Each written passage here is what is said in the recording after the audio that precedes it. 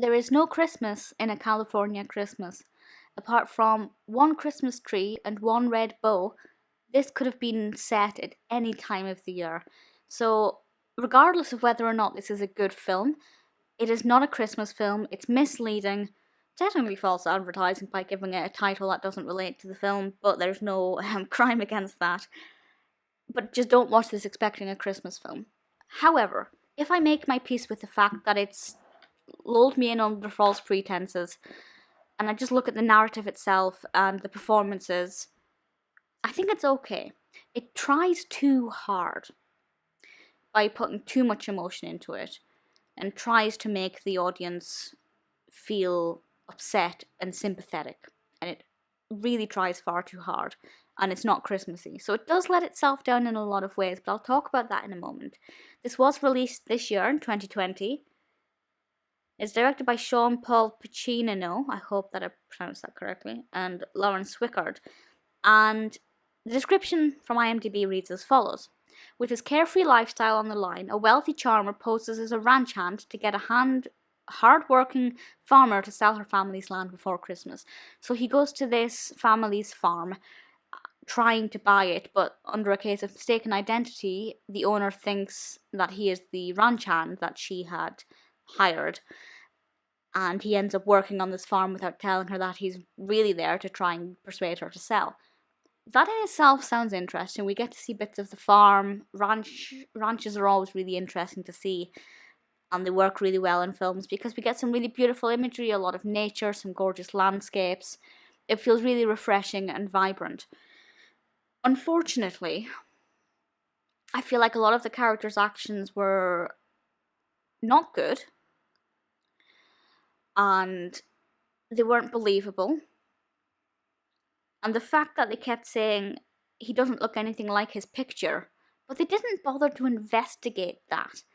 Like, if I hired somebody and they didn't look like the person I'd hired, I would be suspicious and investigate it immediately. I wouldn't let them spend time in my trailer and on my farm.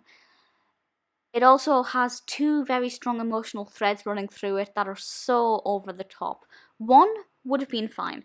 Two, don't think so. So, the mother has recently stopped her chemotherapy. She's not very well. And obviously, straight away you're thinking, oh, this is, obviously a family going through some struggles. This is quite emotional. But then, about 10-15 minutes later, we learn that somebody else in the family lost people they loved in a car accident, and she goes to the scene and lays flowers down. I'm like, okay, so this is another heavy emotional thing, and it's too much. It's trying far too hard to tug at the heartstrings that I actually don't care. I lost interest in the characters. I didn't care about their emotions or their problems because I thought it was completely over the top and completely unnecessary. The acting is fine. I have nothing against the acting. The dialogue is alright. The characters' actions, the way it develops, their behaviours, not the most realistic. But for the most part, I could get on board with the narrative and kind of see how it progressed. I didn't care how it progressed, but it wasn't so jarring that it was impossible to watch. The fact that it's being advertised as a Christmas film, I don't understand. It's set initially in the 2-week run up to Christmas, and then every now and then some text will pop up on screen saying 6 days till Christmas or whatever, but it's not getting more and more Christmassy. As I said, at one point there's a tree in the background, and I think there's a red bow as well. But that's it. That's the extent of the Christmas. That's all the festivities. It's not a Christmas film, so why it's called A California Christmas, I do not understand, because it's not. I'm fairly sure in California they celebrate Christmas a lot more than what they do here. It's a really bad, really poorly executed film. It has its moments, but to be honest, I don't think it's worth watching at all. Maybe if you like the sound of the narrative, maybe give it a go.